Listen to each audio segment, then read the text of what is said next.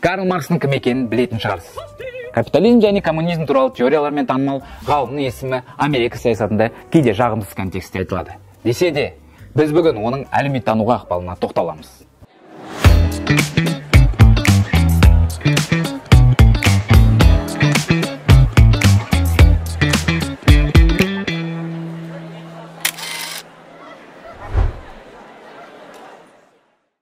Жиырмасыншы ғасырда Еуропадағы саяси және технологиялық өзгерістер кезінде Марксты еркін болу деген не деген сұрақ толғандырған. Осы сұрақтың негізінде Маркс тұтас тарих теориясын жасап, әлеуметтанудағы қақтығыс парадигмасын негізін қалады. Сонымен, еркін болу деген нені білдіреді? Егер Дюркгейм әлеуметтік тәртіп пен қоғамдық тұрақтылықты қалай сақтауға болатыны туралы айтса, Маркс бостандық туралы тұжырым жасаған. Өйткені оның ойынша адамдар табиғатынан еркін емес. Біздің физикалық денемізге өмір сүру үшін қажет нәрселер бар. Егер бізді күтпеген жерден орманға жіберсе, жаңа ортаға бейімделуіміз қиынға соғар еді. Сондықтан да басқа тіршілік иелерімен салыстырғанда біз табиғатқа өте нашар бейімделгенбіз, деді Маркс. Шын мәнінде біздің қоршаған ортада аман қалуымыздың жалғыз жолы оны өзгерту, қажеттіліктерімізге қарай бейімдеу. Бұл бірлесіп еңбек етуіміз керек екенін білдіреді. Яғни, еңбек ету арқылы әлемді өзгертеміз және өзімізді табиғи шектеулерден біртіндеп босатамыз. Алайда, уақыт өте келе, табиғи шектеулерді еңсергенімізбен жаңа әлеуметтік шектеулерге тап болдық. Мысал келтірейік, 10 мың жыл бұрын адамзат ішіп жерге азық табу үшін таңнан кешке дейін еңбектенетін. Маркс айтқандай, бұл жабайы коммунизмде адамдар табиғи шектеулерге тәуелді болғанмен әлеуметтік жағынан тең еді.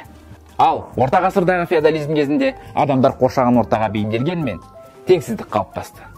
Яғни, не ішіп жейтініне алаңдамайтын дворяндар мен тамақ табу үшін күні бойы еңбектенетін шаруалар пайда болды.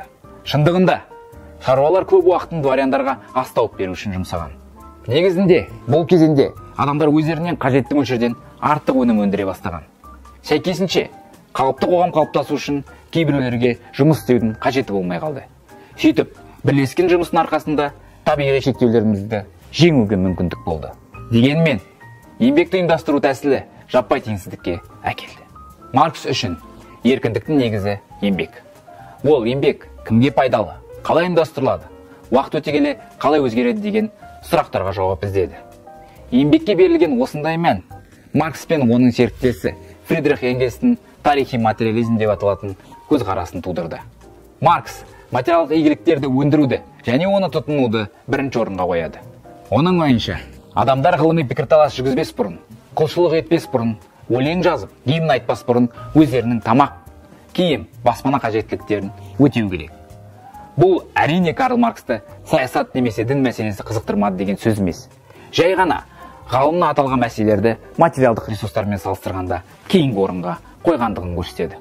Ол қоғамдағы саясат, мәдениет, дін тіпті отбасы тақырыбын түсіну үшін экономикалық мәселелерді, яғни еңбек ресурсын ұғыну керек деген пікірде болды. Сондықтан, Маркс тарихты зерттегенде мемлекеттер арасындағы қақтығыс пен билік үшін күреске емес, экономикалық таптар мен өндіріс әдістеріне назар аударды.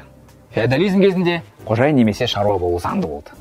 Егер шаруа дұрыс жұмыс істемесе, оны қожайыны жазалай алатын еді. Ал капитализм кезінде кімнің жұмыс істейтіні немесе жұмыс істемейтіні туралы нақты ережелер жоқ. Егер адамдар жұмысқа бармай қалса, жазаланбайды. Оны жұмыстан шығарып жіберу ғана мүмкін. Маркс еңбектерінде екі негізгі тап туралы айтады.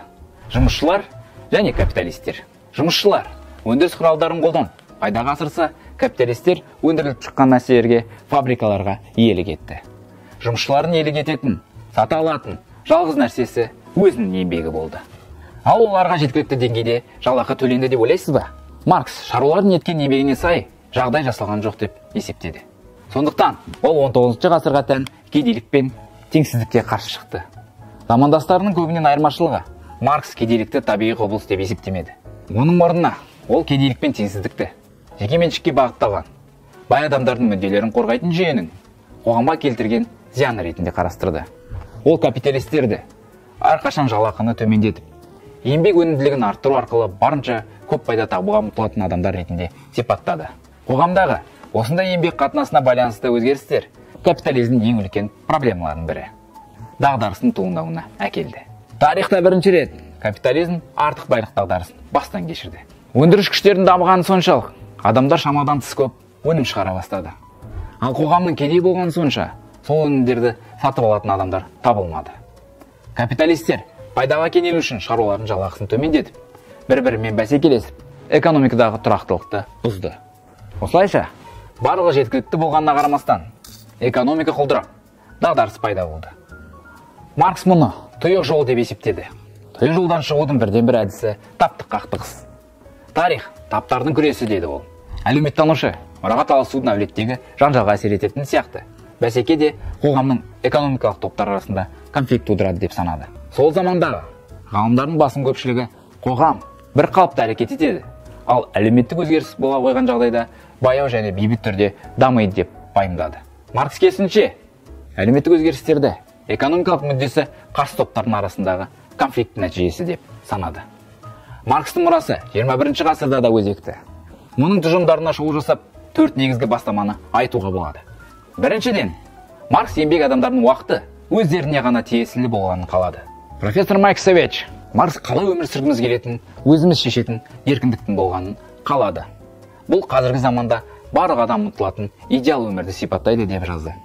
Яғни, Карл Маркс қазіргідей 8 сағат өнімді жұмыс істеу, қызметкерлердің құқығын қорғау деген бастамаларды осыдан жүздеген жылдар бұрын айтып кеткен. Екіншіден, Маркс балаларды жұмыс істеуге емес, оқуға жібергісі келді. Ол Фридрих Энгельспен бірге 1848 жылы әйгілі коммунистік партияның манифестін жазған кезде балалар еңбегін пайдалану қалыпты жағдай болатын. Осы манифестің 10 тармағының бірі мемлекеттік мектептерде балаларды тегін оқыту және зауыттардағы балалар еңбегіне тыйым салу туралы болған. Үшіншіден, Маркс адамдардың жұмысынан ләззат алғанын қалады. Ол 1844 жылы экономикалық және философиялық қолжазбалар деген еңбегінде жұмысқа қанағаттануды әл-ауқатпен байланыстырған алғашқы ойшылдардың бірі ретінде танылды. Төртіншіден, Маркс адамдарды қоғамда белсенді болуға, өзгерістерге ұмтылуға шақырды. Нильсон есімді ғалым Маркстың барлық елдің пролетарлары бірігіңдер деген ұраны нағыз қозғалысқа шақыру. Оның мұрасы біздің өмірімізді жақсарту үшін күреске үндеу. Наразылық білдірушілер өздерін марксистпін деп атамаса да, қоғамдағы қозғалыстар Маркстың теориясына негізделген деген пікір келтірген.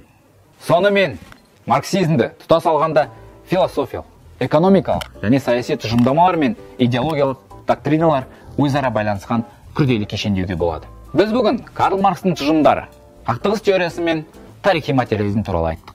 Келесі шығарылымда Юрий Гейннің еңбектеріне